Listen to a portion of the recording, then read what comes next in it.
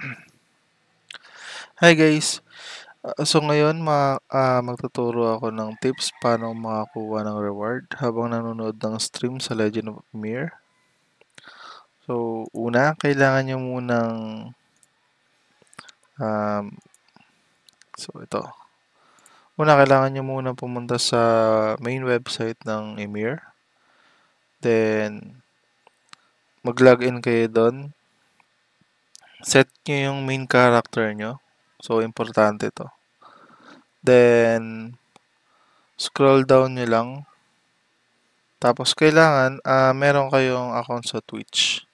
Ngayon, kailangan i-connect nyo yung account nyo sa Twitch dito sa um, main page nyo. Dito. Connect to drop. Ngayon, pag na-connect nyo na yan, punta lang kayo sa Twitch. Katulad nito, manood lang kayo ng stream para makakuha kayo ng reward. So, ganito siya. Pinaka minimum ng panonood ng stream para makakuha ka ng reward is 15 minutes to 15 minutes to 15 hours. So, ito yung general streamer. Ito yung mga reward niya.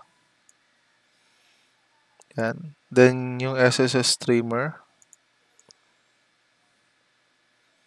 Para sa mga katulad naming nasa SSS streamer.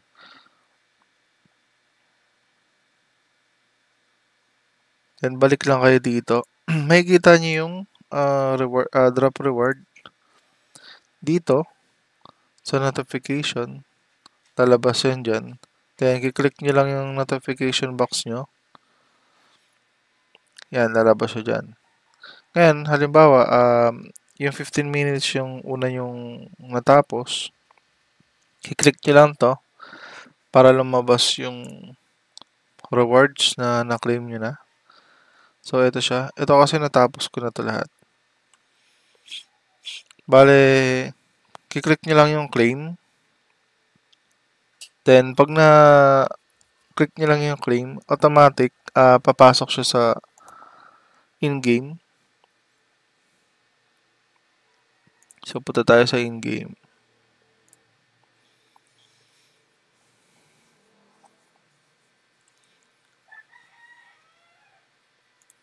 Yan. Punta kayo dito sa shop. Then, product storage. So, ito siya. Yan. Ito lahat yung reward na yun. Naka-indicate naman dito kung ilang minuto or oras yung natapos nyo. Yan. Ito nakalagay. Itong walang SSS, ito yung mga ano tawag doon? Ito yung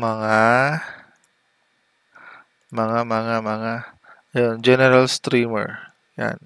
So, manonood lang kayo ng stream sa Twitch. Make sure na Legend of Emir yung papanoorin niya. Then, antayin lang natin ito bumalik.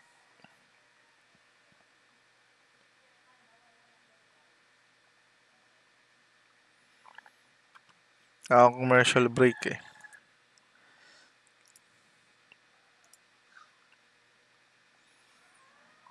Kahit sino doon sa mga streamer, kung sino yung mga paborito niyong streamer na naka-stream sa Twitch, pwede niyong panoorin yun.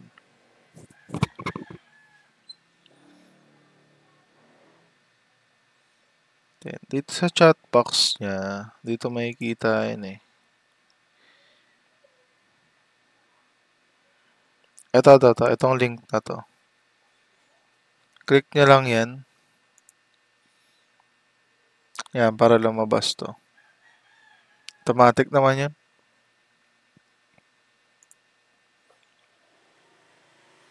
Yan siya. So, kaklaim na natin yung mga nakuha nating rewards.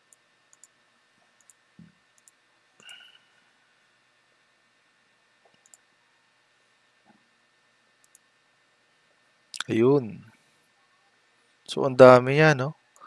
Hanggang November 30 lang to, itong rewards nila sa panonood.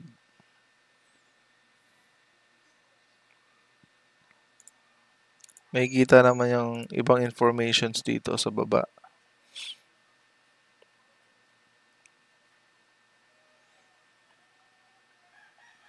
Ito. Ito yung instruction.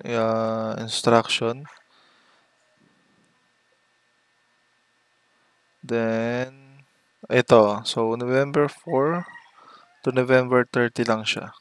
Yung event schedule niya. Twitch reward. So, yun lang guys. Sana nakatulong ako sa inyo para malaman nyo kung paano mag-claim ng reward sa Twitch. GG's!